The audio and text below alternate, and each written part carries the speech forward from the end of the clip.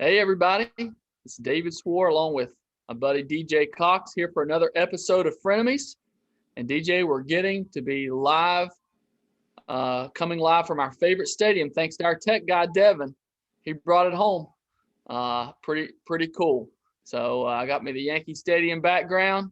DJ's got him the Cubs background.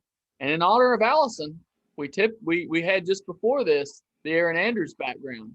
And we knew that would be a big hit with the guys and give us some more viewers, but we decided to just be live from location. I'll be sleeping on the couch tonight. But so DJ, been kind of a crazy week. Been a crazy year really. For Hall of Famers passing away. And this week it didn't get any easier. We lost two of the all-time greats, maybe the all-time great is very debatable. But DJ, let's talk a little bit about losing Hank Aaron and Don Sutton.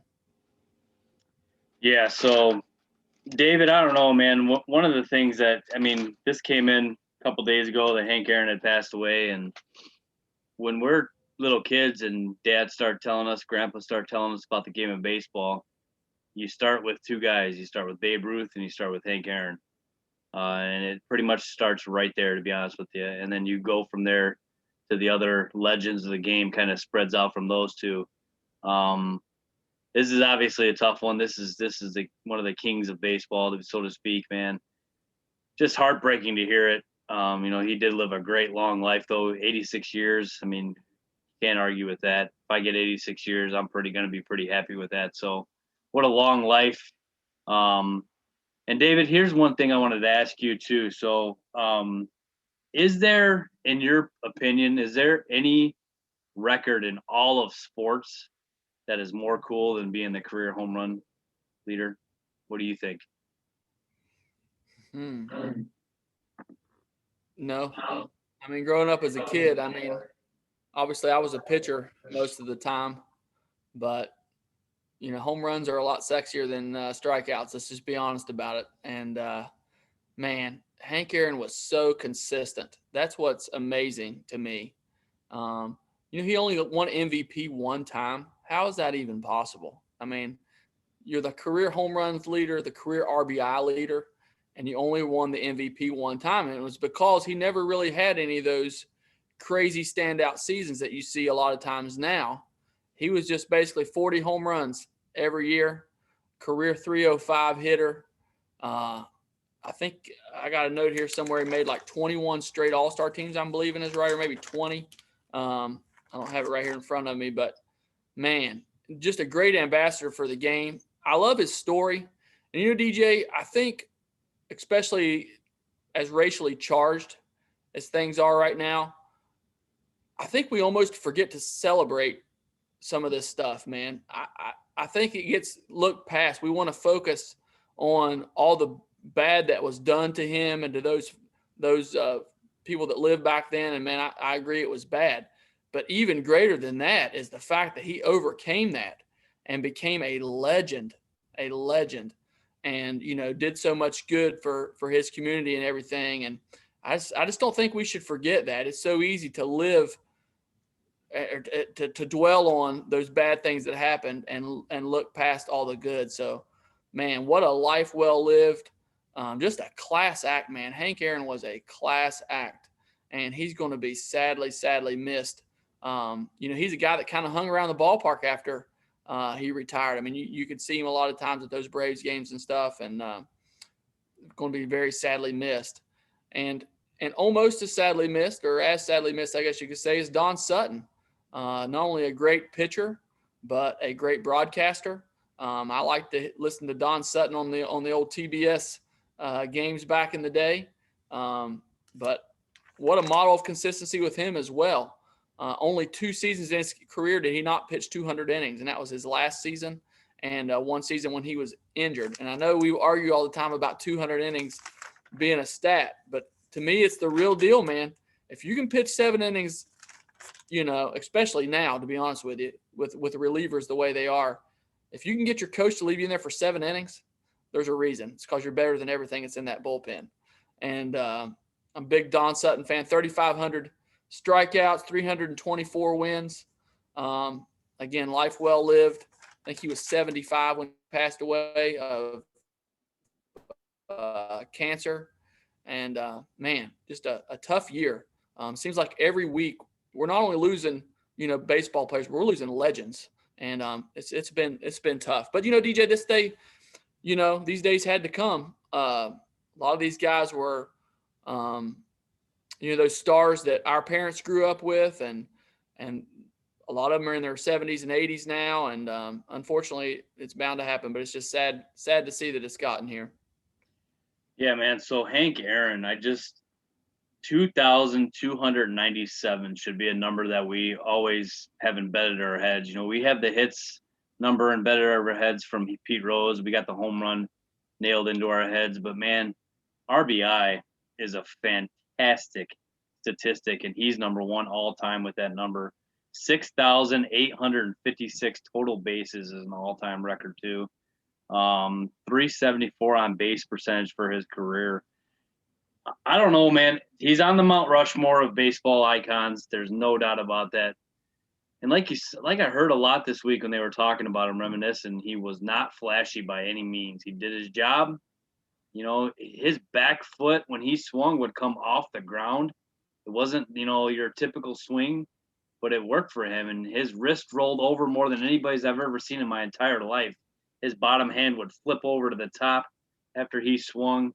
Crazily, man. It was an unbelievable line drive swing that he had, and he mashed his entire career. 25-time All-Star is unbelievable, man. Some people don't even play 25 years, let alone make the All-Star team that many times, and just unbelievable. The true legend, man. I honestly think, David, that we could sit here and talk about Hank Aaron for the entire show. We really could if we wanted to. Absolutely. There's no doubt about it. Me and you could go back and forth with everything that he did. But I love what you said about the race thing. I really do.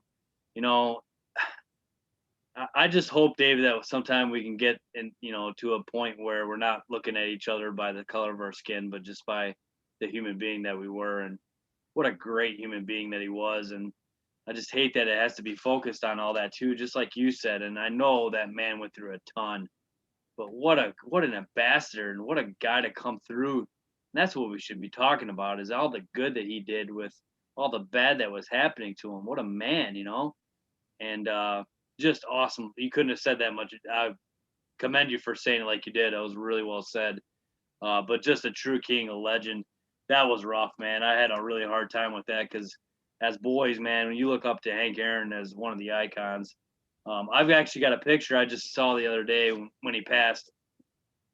We went to Braves games a lot when we were at Temple, and there's the old 44 numbers outside of the stadium. That was probably when Turner was there. I don't know if they still have them, but I was sitting on top of the 44. I probably shouldn't have been sitting on top of them. Probably would have got in trouble for that, but I'm sitting on top of the 44, the numbers for Hank Aaron there. And it's a pretty cool picture, so I'll definitely cherish that one for sure. And like you said, Don Sutton too, man. One of the things too I was thinking about this week a little bit, David, is we lost Tommy Lasorda like we just talked about, and we lost Don Sutton too. And I think it's really cool that they both got to see the Dodgers win the World Series this year, right before they passed away. Obviously, they both bleed blue. Don Sutton's the all-time leader in wins in Dodgers history. Isn't that crazy? When you think about the guys that have pitched for that team, Sandy Koufax, Don Drysdale, Clayton Kershaw, Don Sutton's got more wins in his career in a Dodger uniform than all those guys I just mentioned. And that's unbelievable because you would think he's probably fifth all-time or something like that in Dodger blue. He's number one, man. He's the guy. And so I remember him. He got to be a part of that 1988 team. The Dodgers won the World Series that year. It came back, so to speak. A lot of guys will play with the team that they're known for a long time, and then towards the end of their career, they'll go away for a little bit. Well, he came back for the 88 season to end his career, and what a season, obviously, to come back, and what a season to go out on winning a World Series. So unbelievable career for him as well. I know you love the 20 seasons of over 200 innings pitched. And David, he had 8 of those over 250. So just a workhorse, to say the least. He's third all time in games started, too. So this guy just takes the ball, man. And it's tough. I hate it. I hate that we have to, talk about this. It seems like every week there's somebody going down, and it's just getting really sad here. But like you said, it's just inevitable. We're humans, and that's what happens, unfortunately. But man, these two are definitely legends, and we're getting into the Hall of Fame talk, and I keep saying this, but man, that podium when all those Hall of Famers come out has taken a huge hit this year, and it's going to be very thin up there, unfortunately, for this year's induction. So definitely a tough week, man. Yep. So DJ, it's been kind of a busy week this week with some free agency and some trades. So why don't you give us an update? The Cubs made a couple moves this week. Why don't you give us an update on what the Cubs are doing? You got it, man. So the Cubs, a little bit of a tough week again. They did a couple things that were good, a couple things that kind of you look back on and you're like, wow. I wanted to first talk about Quintana going to the Angels, and there's another sneaky move by the Angels, David, and I got to bring this up in the Cubs one because he's been our guy for a few years here. If you really sat down and look at his numbers with the Cubs, he was 33-23, which surprised me a little bit. I didn't think his record was that good. 10 games above 500 is pretty good. He had a 4.24 ERA, which was okay. In the 4 seasons he was here, he did not pitch very much at all this season, so he's pretty much 3 seasons that we got out of him. But I feel like we didn't get as much out of him as we thought. For some reason, it just doesn't feel like we got the cue that we were trading one of the best prospects in Eloy Jimenez to get. I think that's the problem is he didn't pitch a single inning of postseason for us in the 3 of the 4 years he was here that we made the postseason. And I guess a lot of that has to do with the fact that we were in the wild card for 2 of those years. So your ace is going in those games, obviously. And he wasn't really the ace.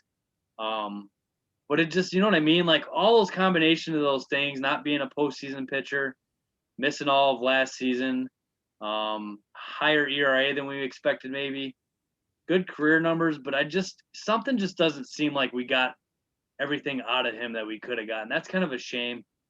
Because he's a really good pitcher, and I think he can help the Angels, really, no doubt about it. Replacing the guys that they lost this week. So I don't know. I hope he can rebound there and help the Angels. I really do. But we'll see. That's just one of those things we'll have to see. He got hurt this year, I think, making food or something. He cut himself, I think, or something crazy, and ended up missing pretty much the whole season. So. I hope he does well with the Angels, Q. I really do. And we definitely lost that trade.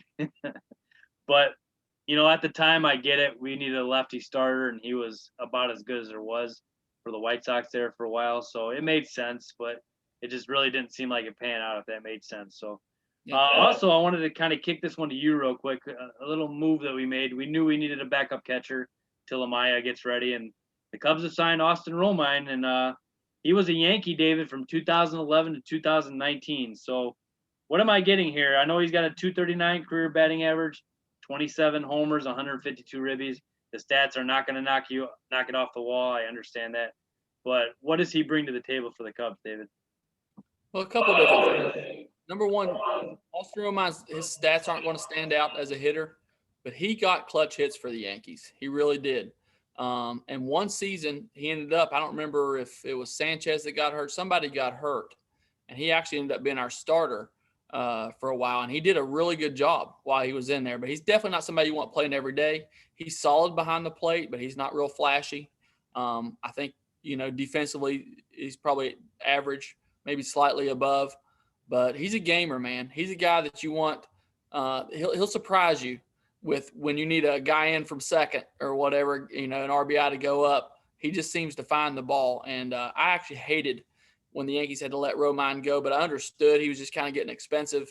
They had some guys in AAA, Higashioka, that was kind of waiting in the wings. And so I understood when they let him go, but it kind of stunk because, he had some nice moments with the Yankees. So, for a backup catcher, you can't go wrong. I might be putting you on the spot here a little bit, but I seem to remember him getting in a huge fight one time. Do you remember who that was that he got into a big fight with? I can't remember off the top of my head. I do remember that. But and it I was don't hilarious remember who it was. regardless. It was pretty funny because whoever it was that he was going after, I was actually rooting for Romine, so it must have been somebody that I couldn't stand. But I remember him being a feisty little catcher, and I'm Yeah. excited. You know, I think he'll help us. I really do. You know, I mean, I think Caratini is an awesome catcher, so it's hard to replace him. But I really do like this move. I think it was a good sneaky move for them to give Contreras some days off here and there, and I think we can trust him to be a good backup for us. So Real quick, DJ. Yep. Do you think Contreras is going to be there? Because they're still hearing his name in some rumors. I'm telling you, man, I know I'm hearing that too, and I don't know, man. The thing is we're getting so close to spring training. So once that hits, I don't think it's going to happen. So it's got a week or two to happen here, and I'll tell you what. And you led me right into what I was going to talk about next. Contreras, I'm not sure, but I heard a crazy rumor today that the Blue Jays had reached out to the Cubs. Did you see this? I did.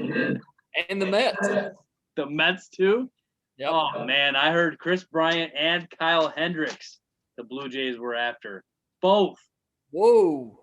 So there's a couple guys out there verifying that the Blue Jays have reached out for them. I don't know what we get back for both of those. You'd have to give me a king's ransom back, to be honest with you, if you're going to take both those guys. Because if we traded both those guys, David, it's over for a couple of years. It really is. Like they're taking it officially has become a rebuild if you traded those two. I know up until now we've kind of let some pieces go, but if we let go of those two with what we have now, we would not compete anymore. So we would definitely be in full rebuild mode. I couldn't believe it. We'll see what happens. But that was a crazy rumor to see. And what did you see about the Mets going after Bryant in particular? Is that what you're saying? Yep. Yeah, I didn't see Hendricks. You know, I'm gonna be honest with you. This isn't going to happen because they don't have room to make it happen. But the Yankees covet Hendricks a little bit too.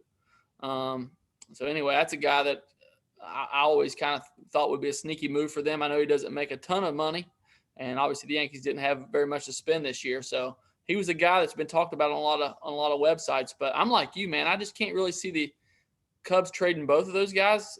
I mean, if you're doing that, you might as well trade Rizzo. You might as well trade Baez, and just like you said, start the full rebuild, because you've probably pretty much taken yourself out of the running.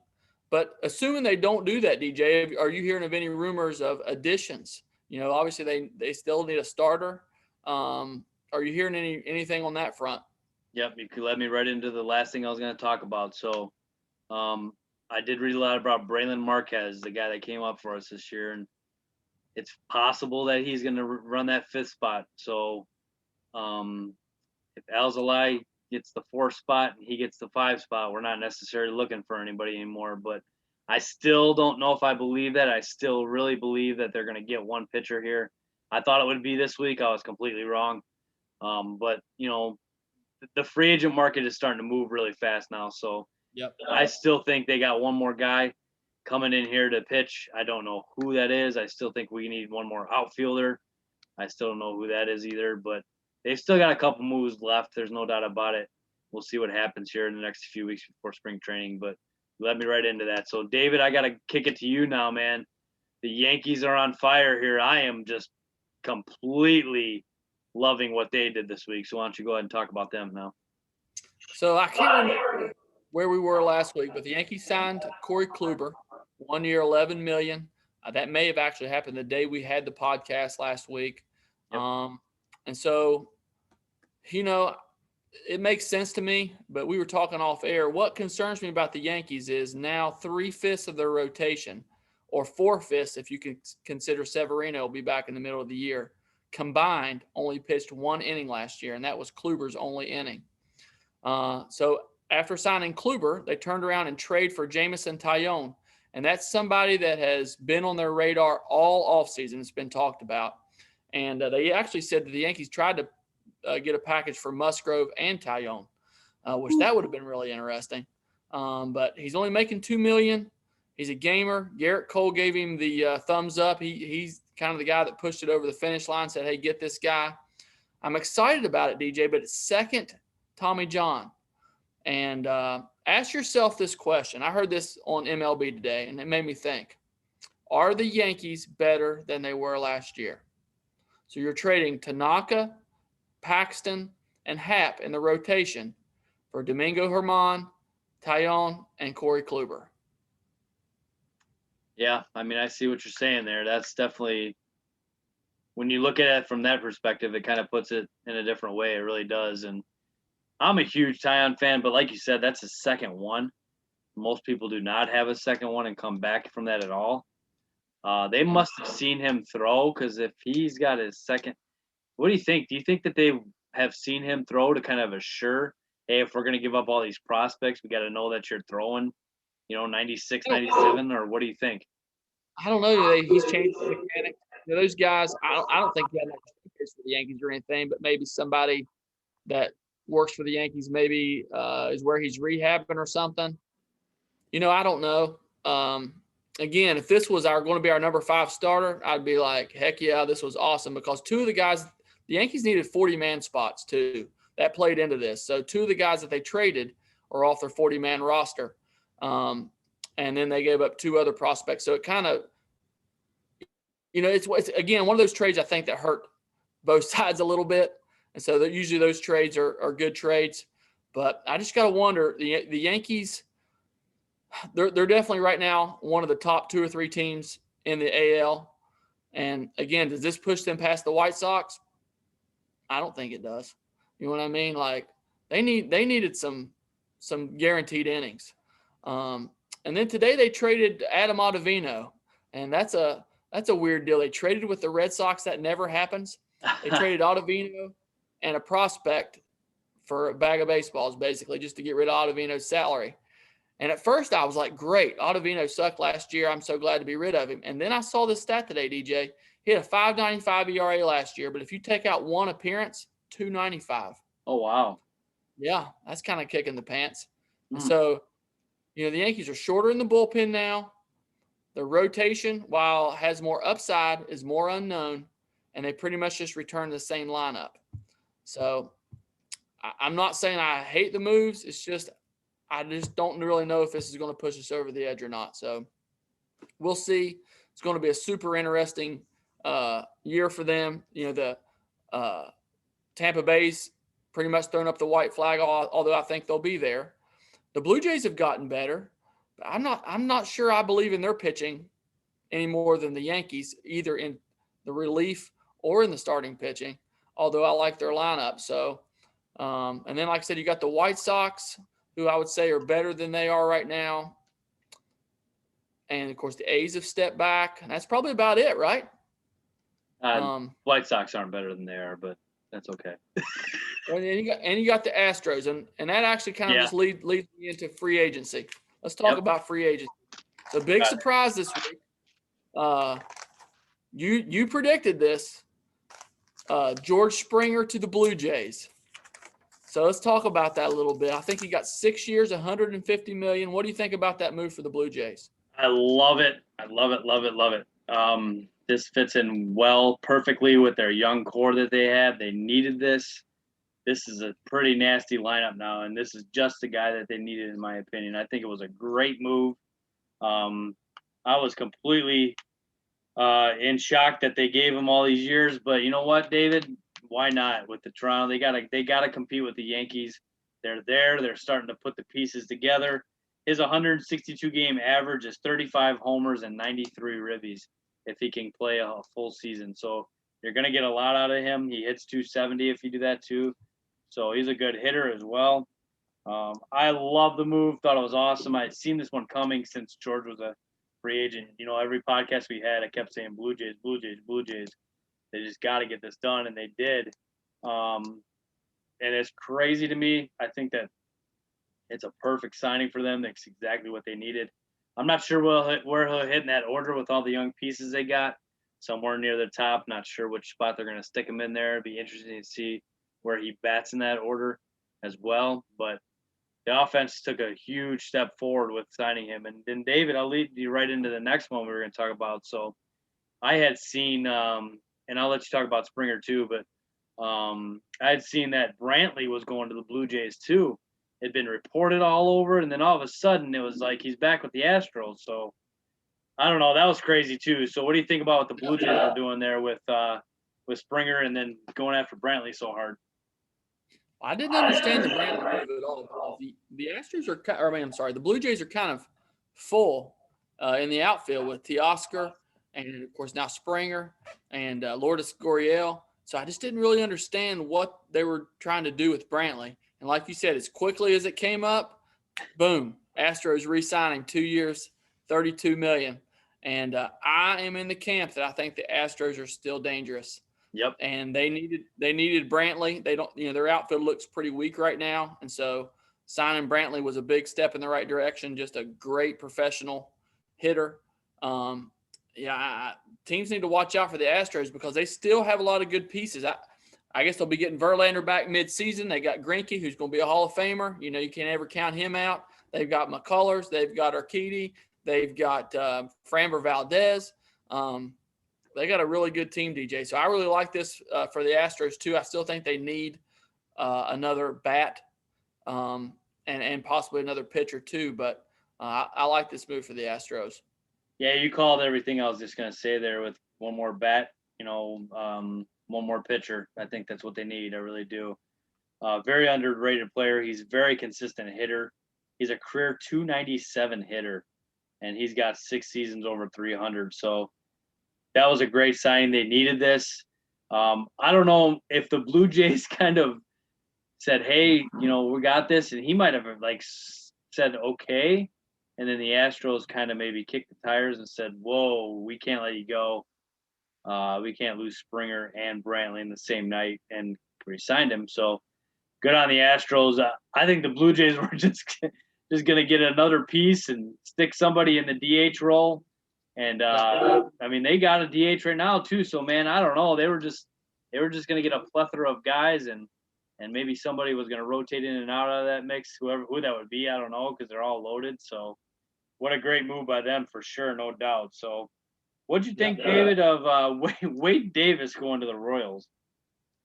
Hey, the Royals are getting the band back together. All they need is to sign. What was the other reliever that they had that was so dominant when they had those 3 guys, Holland and starts with a K, and I can't think of his name right now. The Hispanic guy. Yeah. Anyway, they just need to get wherever he's at. He might be in Puerto Rico or somewhere. I don't know. Last I knew, I think he was with the Nationals, if I remember right. But man, we talked about the Royals can be sneaky, man. They can be sneaky. I still think they're probably a good 2 years away. But Holland turned it around there last year. I would take a flyer on Wade Davis. I think if he makes the squad, he's only making $1 million only. So I think it's a good move. What do you think? Yeah, so this is kind of lead me into the Liam Hendriks thing we just talked about, the White Sox giving him $54 million. So the Rockies, David, if you remember this, he had come off the great seasons with the Royals, and he had a pretty good season with the Cubs as their closer, and then the Rockies were just like, we need this guy, got to have him. Gave him 16, 18, and 17 million for 3 years, and he went 4-13 with a 6.49 ERA for them. Now, get to his credit, he did get 43 saves his first year in 2018, David, but he had a 4.13 ERA that year as well, so not very good for a closer. Then he had 15 saves in 19 and 2 saves after that. So I guarantee you that the Rockies did not sign up for the production they got out of Wade Davis. So this is the risk you take. At the time, David, that was a great move. All the Rockies are getting a closer. This guy's a stud. He's doing awesome. Gave him 3 years and a ton of money, and ended up biting him in the butt. So I don't hate the move for the Royals at $1 million. It makes sense to me to have a guy like that in the bullpen to do that. So it made sense. I'm not a hater on it, but I just think it's funny what happened to the Rockies with him, because that is not even close to the production that they wanted out of him. No. DJ, you think about this back to the White Sox. This wasn't on our list because it happened after, but the Nationals today got Brad Hand for 1 year. Yeah. $10.5 million. The White Sox could have probably come pretty close to getting Colomé and Hand for the same price they paid Hendricks. Hendricks, it may turn out perfect, but the failure rate on closers, the window that they're good is usually pretty small. And I I just don't think I would have done that, but we'll see. The Blue Jays, DJ, this week addressed their closer role a little bit, bringing over Kirby Yates after a tough season. So, what did you think about that? 1 year, $5 million with incentives. I loved it. Why not? You know, the guy in 2019 was one of the best closer relievers in the entire game. So, 41 games he saved with a 1.19 ERA just in 2019. So I know he had some arm problems last year. If he's 100%, he's going to be good. If he can find his splitter, he's going to be nasty. That's his pitch that gets him out. So if he comes back with that, he'll be fine. The closers, Jordan Romano and Rafael Dolis, you know, so it's either one of those three. They could, I read where they could, you know, be a situational closer for those guys too if Yates isn't working out, being the dominant guy he was. So it'll be interesting to see how they handle those three and which one's going to win the closer role, or if they're going to just use all three of them situationally. So, but it's a great move. It really is. It's not even, you know, it's something that they needed to do, and they're addressing their needs, man. They really are. They're getting into the bullpen.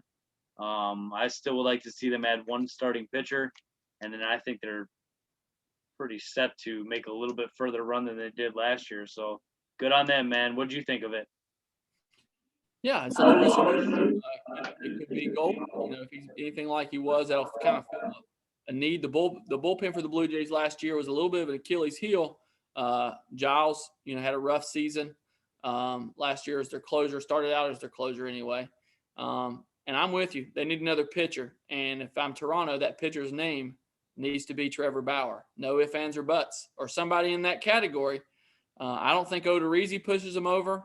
I'm trying to think of who else is left out there on the trade market. I mean, maybe Sonny Gray could be that guy too, or Luis Castillo if they decided to trade him. But I believe that the Blue Jays need a top flight pitcher. The rest of the outside of Ryu, I hate their rotation. You know, Pearson has a lot of upside. He could be good. But the rest of those guys are pretty much like number 5 starters, just fringe guys, really. So I would not trust that going into the playoffs at all. I don't think their bullpen's strong enough, even at this point, to buffer that at all. You know, some of those teams like the Rays in the past and the Yankees a little bit last year had a good enough pen they could kind of weather 4-inning starts. But I don't think the Blue Jays are in that role at all. So, but good move getting Yates. I don't hate on that at all for $5 million. You know, that's chump change, to be honest with you, anymore for players. So I think it's a great move. So former Yankee Jay Happ signs a 1-year deal with Minnesota. He's going to kind of fill the role that Odorizzi filled last year. And you know, obviously, unless he comes back. What do you think about 1 year and $8 million for Jay Happ? I'm not a hater of it. He's going to be their 4th starter behind Kenta Maeda, Barrios, Michael Pineda. So it makes sense. I really think the Twins are still a contender with the White Sox in the Central. I do. I think that's a team when you look at the Central that's going to give the White Sox fits still. This was a big move they needed to make, is to get a starter like this. I still think they need to sign Nelson Cruz to a 1-year deal and bring him back. And if they do that, David, then they're still going to be contenders. We'll see how that pans out here, but Nelson Cruz they need to bring back for sure, and I hope that they get him and can keep the White Sox out of first place. Well, I think a lot more than Jay Happ or Nelson Cruz to keep the White Sox out of first place. But I do like this move. Jay Happ's underrated, man. I kind of felt for Jay Happ the last couple years. You know, he didn't have a real great year last year, 2 years ago. I'm sorry. He ended up 12-8 with a 491. He kind of ended on a sour note, and so he was actually kind of even iffy for the rotation there at first. But like we talked about several times last year, he was pitching mad. You know, he accused the Yankees of manipulating his starts so that he couldn't reach his his inning pitched or whatever. Yeah, and so I don't believe that happened. And even if it did, I kind of don't blame the Yankees. They were going to have to pay him, I think, $17 million this year. Obviously, he wasn't worth it. But Jay Happ's a good pitcher, man. He's a gamer. I think this is a good move for Minnesota. But I think they're going to have to do a few more things to get back up with the White Sox. Last but not least, DJ, this week, World Series hero Kike Hernandez signs with the Red Sox, most likely to be their starting second baseman. 2 years, $14 million. What'd you think about that?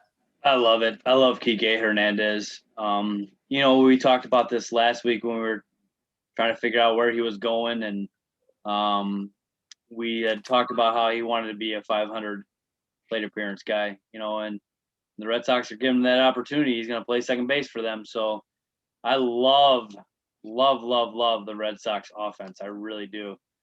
There's a couple holes I don't know. I'm not too sure about a couple guys, but overall, man, that's a tough lineup. It really is. And if they can get Sale back and healthy, and you're relying on Uvalde again, of course, which is always tough, and Rodriguez and Richards, who they just signed to, is Garrett Richards. So that's a sneaky move, getting Garrett Richards as well on that team. So I don't mind that at 1 year, $10 million. That was smart. Get a lefty in there too to go with Sale. So they're making some moves, David. I'm not saying that they're going to contend with the Yankees by any means, but they could be a playoff team. They really could. And the Blue Jays and them are going to be right there with that offense the Red Sox have. And if Sale's healthy, they're going to be tough. What do you think of the Red Sox moves? Well, I'm a little less bullish on Kike Hernandez than you are. I'm not hating on Kike Hernandez, but let's be honest about what Kike Hernandez has been. He's been a role player for the Dodgers, and he's done a good job at it. He doesn't get on base much. He does hit for power. He does not hit for average, and he can play multiple positions. I'm not sure if I'm the Red Sox, I'm happy that that's my starting second baseman, if I'm being honest. For $7 million, could you have Colton Wong instead? Would you like that better? I don't know. I would too. I don't know if you can get him for that money or not. I imagine you could. I thought that was a little steep for Kike Hernandez, but Red Sox are under new ownership. They obviously saw something there. He can play multiple positions. That's a big thing right now. And, this week, the other person similar to Kike Hernandez that signed was for the Padres, and his name is slipping me right now. Jurickson Profar. Yep. And similar player that got similar money. And so, obviously there's value in being able to do that. If I'm a Red Sox fan, I'm probably not pumped. That's my starting second baseman. I'd rather him be coming off the bench, but he may prove me wrong. 2 years off of hitting 21 home runs. So, he's definitely a good player, clutch hitter, and he knows how to win. So that's big. Well, DJ, that pretty much wraps up the free agents this week that we were going to discuss. So we can move on to our favorite subject, the Hall of Fame. And so you left the toughest group for last, or maybe the most obvious group for last. So let's go ahead and get this out of the way. You are okay with leaving the all-time home run leader out of the Hall of Fame. So go ahead and tell us the nonsense reason why. I'm telling you, man, I hate the fact that I will one day, hopefully with you, go to Cooperstown, because me and you have to go to Cooperstown together. That's got to happen one of these years. Yeah. So we're going to go through there and we're not going to see Barry Bonds. And I'm reading a book on Barry Bonds right now, David, and he's the most loved, hated man there ever was, I think, in the game of baseball, to be honest with you. Loved and hated, yes. It's weird. I've never heard of anyone that loved him, because he was a pretty big jerk. He was. And the more that I read in this book, the more that you see that there were some things about Bonds that people loved, and there were a lot of things about Bonds that people hated. So that's where I'm getting that from, is people saw the good side of Bonds that were really close to him. But a lot obviously saw more of the bad than anything. But it's a love-hate relationship as far as fans go with him too, I think.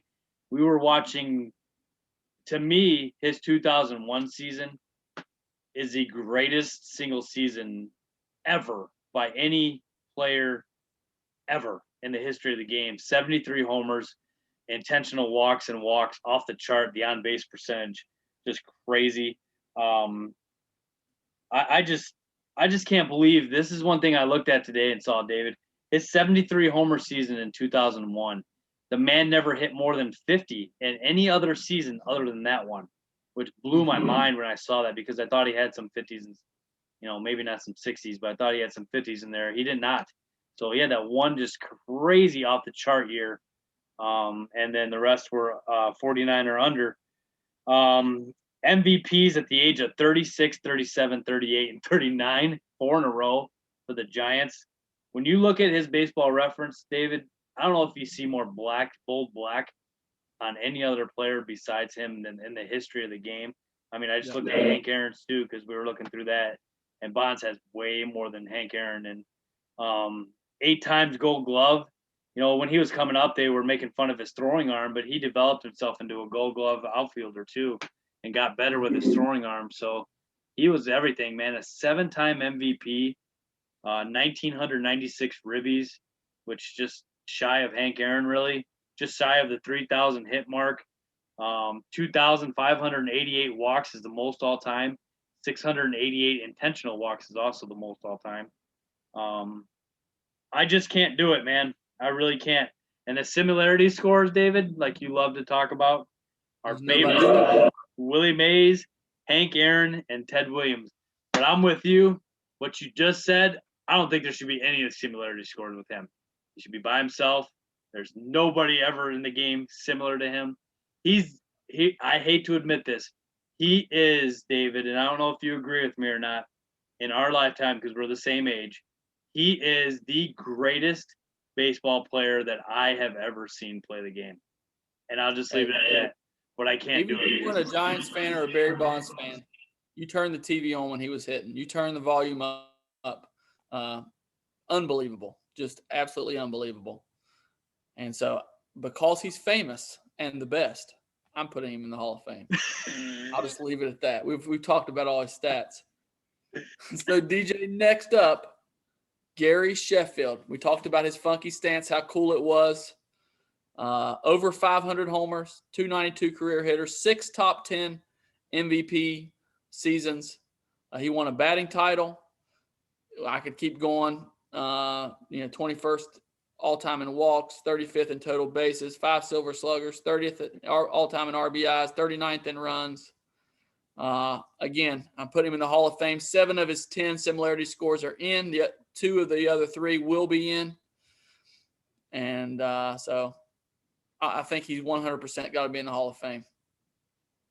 The nephew of Doc Gooden, who Doc Gooden was 4 years older than Sheffield. So they grew up just like brothers. They lived together a lot. And it kind of reminds me of my uncle, who is also 4 years older than me, but also lived with me growing up and is like my older brother. So they were in the same type of living situation as I was, which I thought was really cool. Doc Gooden and Gary Sheffield and DJ and Jeff Cox, kind of the same exact thing, age differences, living together, uncle/brother. So it's really cool to see, Doc Gooden kind of groomed him as a young player and helped him become a major leaguer. As you talked about, the stance, the flicking of the wrist, the hitting. I love Gary Sheffield as a player. Everything about the way he, plays the game and just mashes and just intimidating, just love it. And David, if I was given a Hall of Fame vote to the steroid guys, I would put him in, no doubt. I cannot do it, but what a career. Almost 3,000 hits too, which is impressive. He seemed to play for a lot of different teams, which kind of surprised me. I don't know why that was. I think he wore his welcome out a lot of places, to be honest with you. He hung out with Barry Bonds, which, that's the problem, David.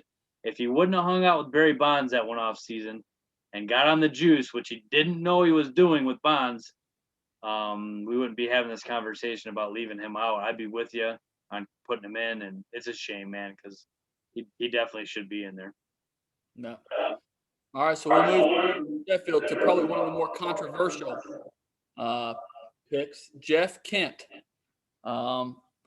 He had 4 top 10 MVP seasons, 377 home runs, 290 career batting average, 30th all-time in doubles, 43rd in extra base hits. He was a 2000 MVP, but only 2 of his 10 similarity scores are in the Hall of Fame, one of which is Ryan Sandberg, who you could argue he had a better career than. I'm just going to throw that out there.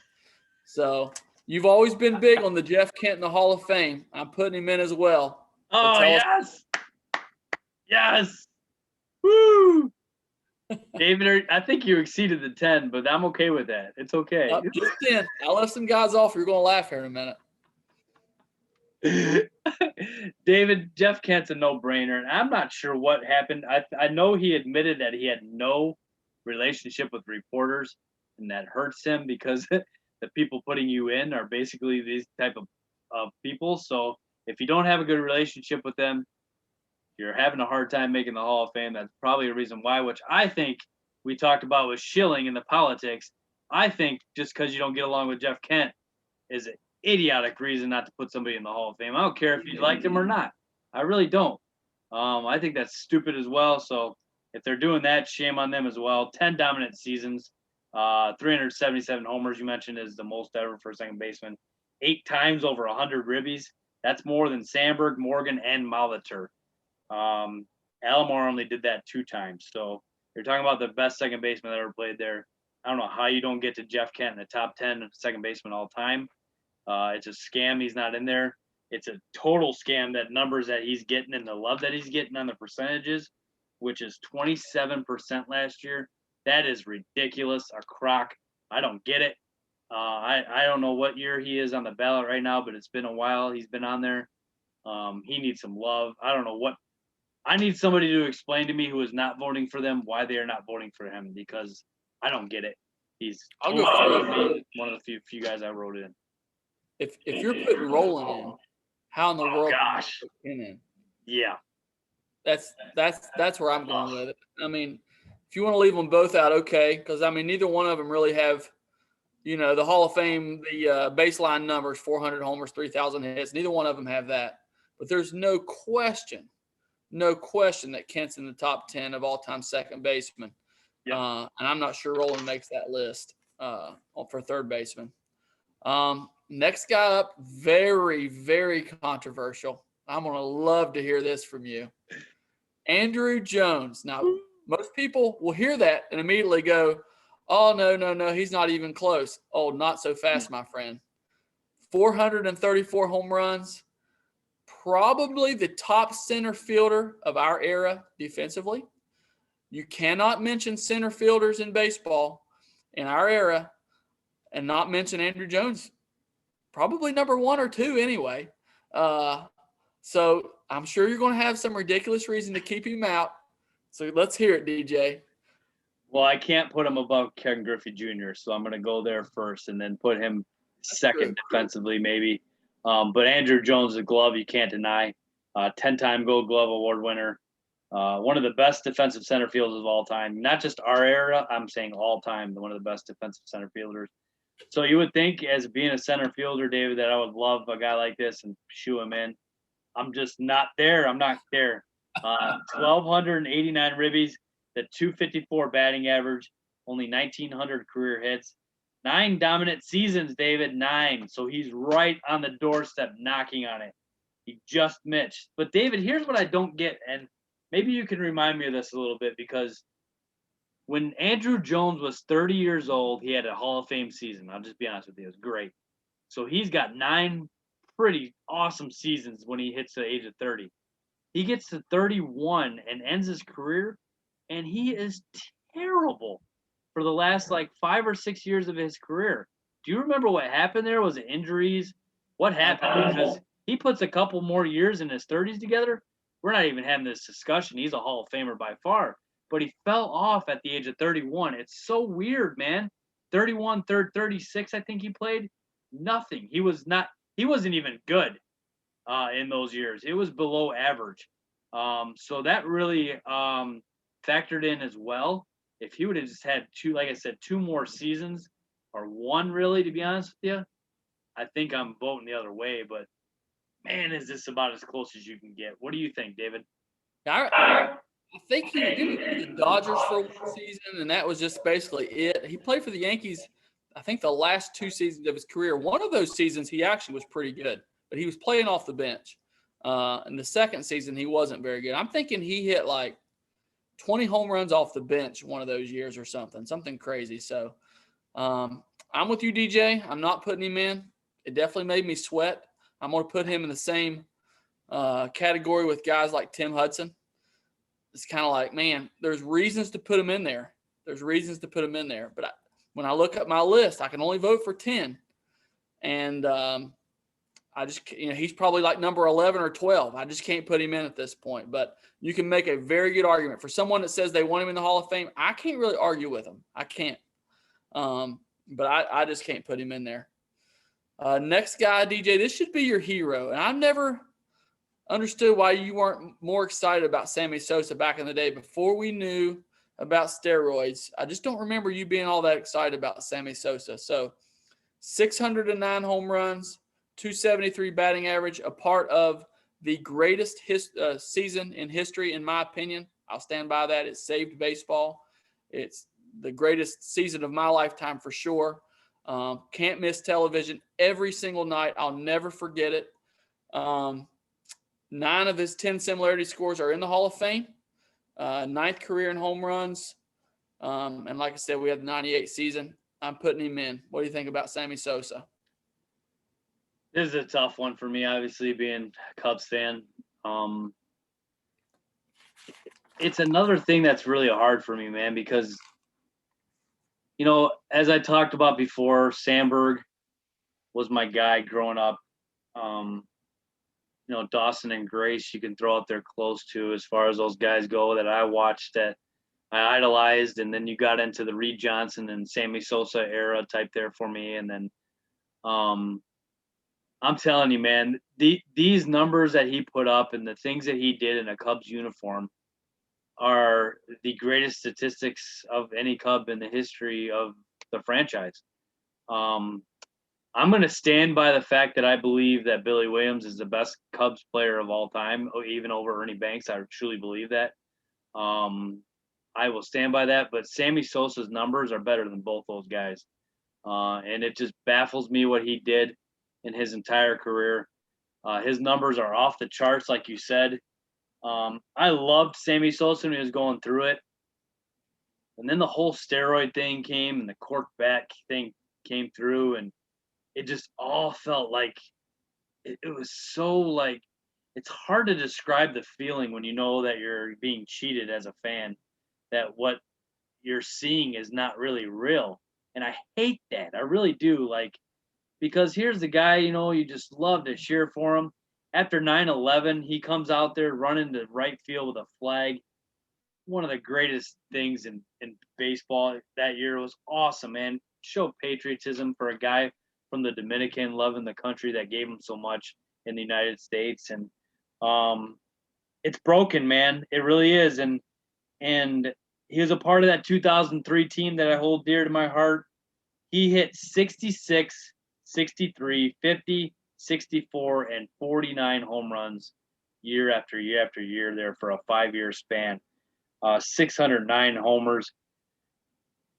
1992 to 2004 with the Cubs, and we traded George Bell to get him, who at the time was an all-star who fell off the charts really fast to the White Sox.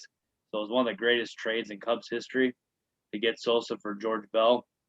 In 2004, it didn't end well either, David, and this is another punch to the gut too. He asked out of the last game of the season in 2004, and he took off 2 innings before the game was over. And it's rumored that Kerry Wood was the guy who took his boombox and just absolutely destroyed it and told management either he goes or I go. And you know who ended up going? It wasn't Kerry Wood. So I don't know, man. It's just he has not been to Wrigley Field since then, unless he's been a fan sneaking in somehow, which I don't see how he could possibly do that. But he's never been invited back. He was not a part of the 2016 ceremonies, anything to do with that. It's a broken relationship with Cubs fans. It's a broken relationship with management. It's sad, man. It really is, because like you said, he did so much for the game of baseball, so much for the Cubs. I was in college when he was doing this, David, and I had to go to the this is back before we had the internet at our hands. I'd go to get the newspaper every day just to see, we had a newspaper on campus there, just to see if McGuire or Sosa had homered the night before. That's how we used to have to do it. We didn't have this all at our fingertips like we did now, and we weren't able to see, Cubs games or anything because we were down in Chattanooga. So It's tough. I hate it. I would love to vote for him. I can't. True Chicago icon. That just seems so fake. Yeah. All right. Aramis Ramirez, another former Cub. Very underrated career, DJ. Very underrated career.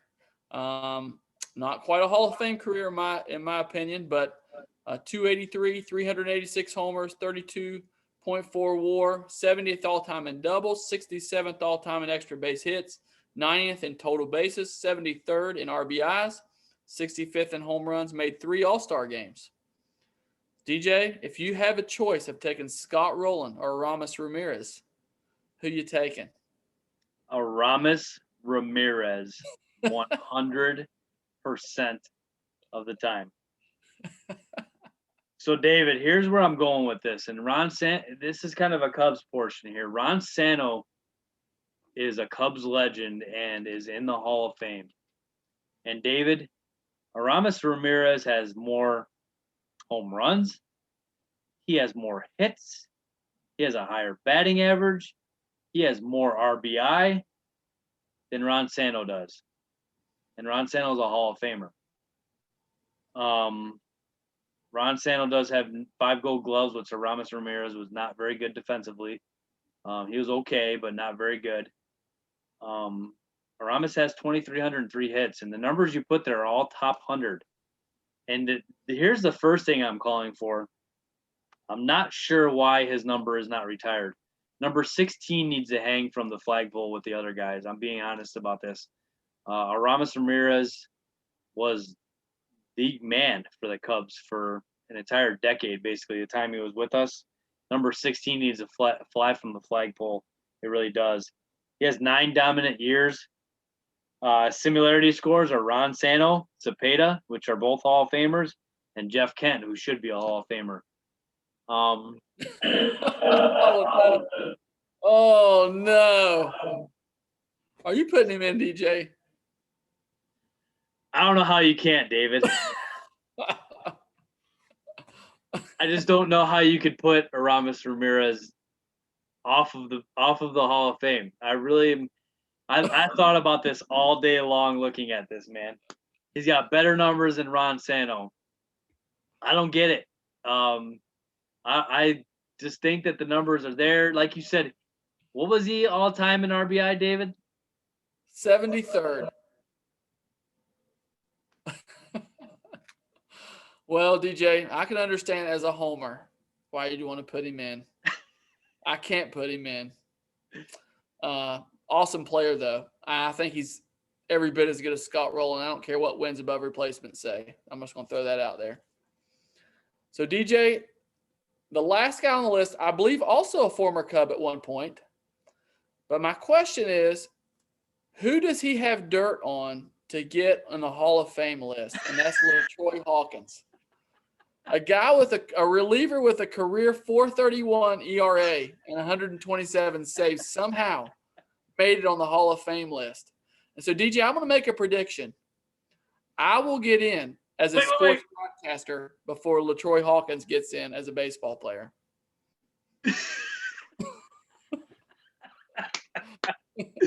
You're going to get in the Hall of Fame as a podcaster for this show right here before he gets it. Now, here's the thing I wanted to talk to you about with this.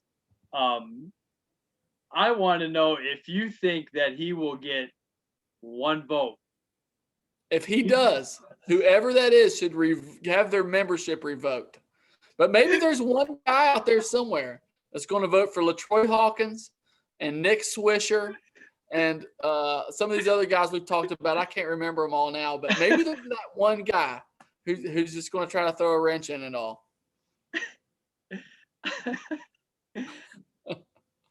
I bet you he gets one vote. I'm sticking by that. I think some knucklehead's going to vote for him, and he's not going to get 0-0. He's going to get like 0-1 or 2 or whatever percent of the vote. I don't know. Like I said, he did play for the Cubs for 2 years there. He had a 2.63 ERA and a 3.32 ERA in the 2 seasons, 2004, 2005 of the Cubs. So he was good there. I believe he was actually the closer for portions of one of those 2 seasons too. So I don't hate him. He had a long, great, not great, long, good career. But like you said, I guess here's the thing, man. If you pitch 21 seasons in the majors, you know, okay, we'll put you on the ballot just so you can be on there. I get it. I mean, I understand. You wanna give the guy a little love, and you're gonna kick him right off. He'll be done tomorrow anyway, and won't ever be on the ballot again. But you know what it kind of does, and it's kind of cool, is it makes people look. At least, hey, this is LaTroy Hawkins. This is what he did, and is he a Hall of Famer? Heck no, but he played 21 seasons, so we need to take a look at him at least. So I get it. I like that part about it. You get to see some of the guys that don't have any chance whatsoever, but they had long careers, so you at least get to talk to people about it and bring up some conversation about LaTroy Hawkins. So it's cool. It's one of the cool things about it. So DJ, I'm going to give you my 10. This is the 10 best players on the list, just so everybody knows that. Kurt Schilling, Roger Clemens, Barry Bonds, Gary Sheffield, Todd Helton, Manny Ramirez, Jeff Kent, Sammy Sosa, Andy Pettit, and just to annoy you, I'm leaving Billy Wagner off for Tim Hudson. There you go. You put Tim Hudson on there, didn't you? I did. You put Hudson on, didn't you? Wow. I'm not going to vote for Billy Wagner. I'm voting for 10 every season. I'm one of those guys. I think you ought to vote for 10. And just to annoy the crap out of you, I'm not voting for Billy Wagner. I'm not voting for Scott Rowland, and I'm not voting for Aramis Ramirez. So there you go. I'm not voting for Scott Rowland either. I don't really understand that one very much. If Aramis Ramirez doesn't get the same amount of love tomorrow that Scott Rowland does, then I've got total issues with the entire thing. So I hate to tell you, I think there's a good chance Aramis Ramirez doesn't do very well tomorrow. And it's sad. I'm going to totally agree with you on that. It's sad. That's the problem I have with the Hall of Fame is all the double standards that there are. And we can name a ton of them. A ton of guys that should never be in are in somehow, and some guys that are very deserving are out. And so I'm going to throw a bone to some guys that are very deserving that should be in. Fred McGriff. I believe Dale Murphy should be in. Tommy John. I mean, we say Tommy John's name more than anybody else. And it's the Hall of Fame. And his stats weren't that bad to begin with. Tommy John should be in the Hall of Fame. Those are three guys just right off the top of my head that I think is a joke that aren't in the Hall of Fame. But, it's just the way it goes. A guy like Scott Rowland will probably get in. He's fairly close. And a guy like Aramis Ramirez, who's every bit as deserving, may be off in the first or second year. It's pitiful. So my ballot this year includes 6 guys. I refuse to, until the day that he is put in, not bring up Pete Rose's name. So I will write him in at the bottom of my list. I'm going to put him on the bottom of the ballot there as a write-in vote, Pete Rose. And I'm going to go Kurt Schilling, Billy Wagner, Todd Helton, Jeff Kent, Aramis Ramirez is my ballot this year. That is it.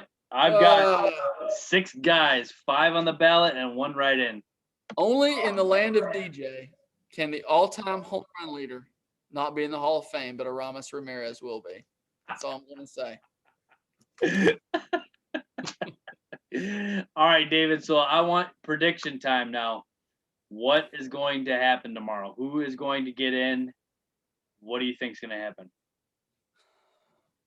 I think it's a very good possibility that Kurt Schilling's the only one that gets in. I think had writers been able to take their votes back after his comments this week about Trump, he would not be getting in, and probably no one would be getting in. So that's what I believe. I believe that Schilling will be the only new member. What do you think? I agree. I think that this list is one man and one man only this year. And that's Kurt Schilling. He's going in. I would be totally baffled if he missed it.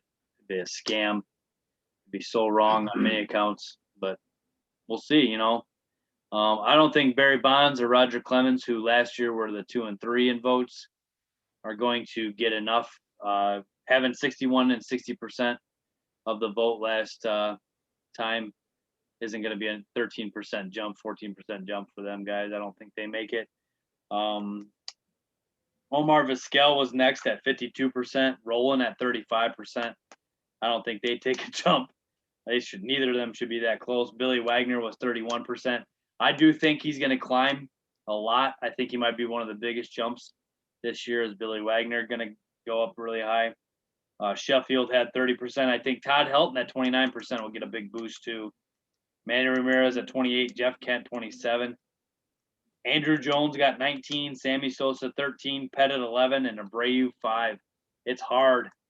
As you can see by the names we debated for 3 weeks.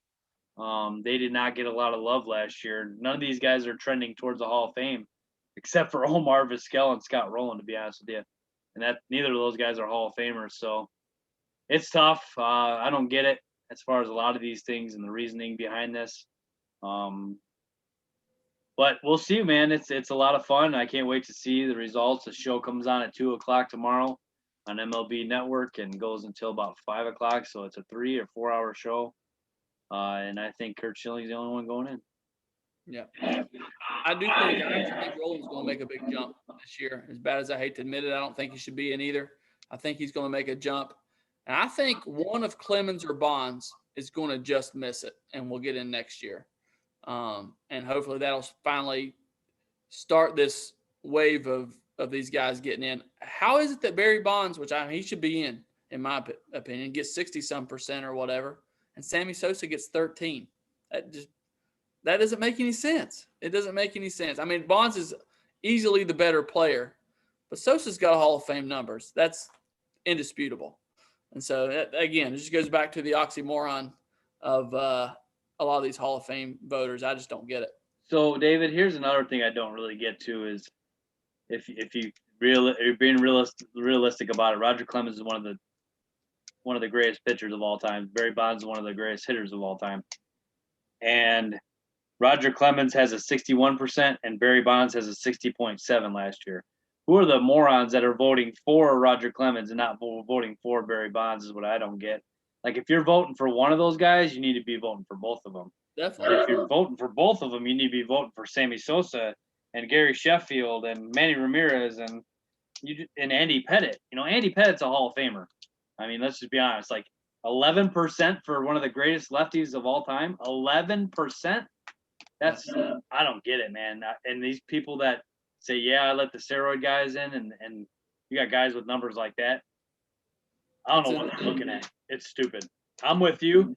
I agree. This I will give you, David, and through all this arguing and debating we do, is you have said you were voting the steroid guys in, and every single one of those guys that you are putting in, you're right. Okay, you are, because if you're putting them in, you have to put those guys that you mentioned in the Hall of Fame. You really do. So I completely agree with you from that perspective. So I just don't get what these other writers are. I don't get it. No. Well, DJ, it'll be interesting tomorrow, buddy. I'm sure there's going to be a lot of texting going on back and forth. And I just got to let you know of one other thing that belongs in the Hall of Fame. And that is it. Aaron Andrews, you belong in the Hall of Fame in my book. So that's for Allison and for Nicole. Just want to let you know where our heart is. No, I'm just kidding. Well, DJ, we'll go ahead and wrap it up with that. It's good as always to be on. Hey, we're a little shorter today, so maybe we'll get a few more viewers. We got 40 last week, so I was pretty happy with that. We did really well. And next week we got Micah Miller, one of our former teammates, joining us. So that'll be fun to have him come on and join the show. And hopefully we actually get him to stick this time. He's ready to go, so he get on here and we can start having some guests here and there on our podcast and get them views up, man. We did really well. You put Aaron Andrews on there, so maybe we'll This is going to get us views, man. I've got it. There's a rhyme and reason to all this. So, all right, man. Well, it's good as always, and we hope we see all you guys next week. All right, take care.